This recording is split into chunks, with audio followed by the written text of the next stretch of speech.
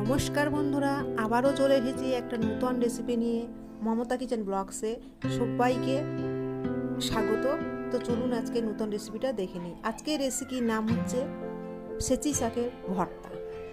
তো আমরা সেচি শাকটা ভালো করে কেটে নিয়েছি, চিংড়ি মাছটা বেছে নিয়েছি, আর নারকেলটাও কুড়িয়ে নিয়েছি। এবার কড়াইতে আমি তেল দেব, চিংড়ি মাছটা দিয়ে নুন হলুদ দিয়ে হালকা করে ভেজে নেব।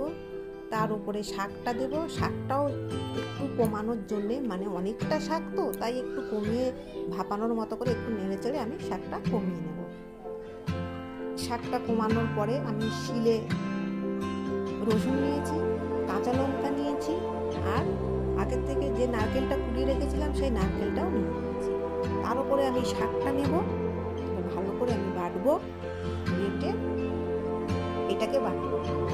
আশা করছি বন্ধুরা আপনাদের খুবই ভালো লাগবে। খুবই একদম সহজ পদ্ধতির একটা রেসিপি, আশা করছি সবার ভালো লাগবে।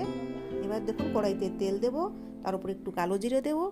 এবার এই শাকের বাটাটা আমি ওর মধ্যে দিয়ে দেবো। ব্যাস নেড়েচড়ে হয়ে নুন মিষ্টি দেবো, নেড়েচড়ে হয়ে গেল আমাদের আজকের রেসিপি।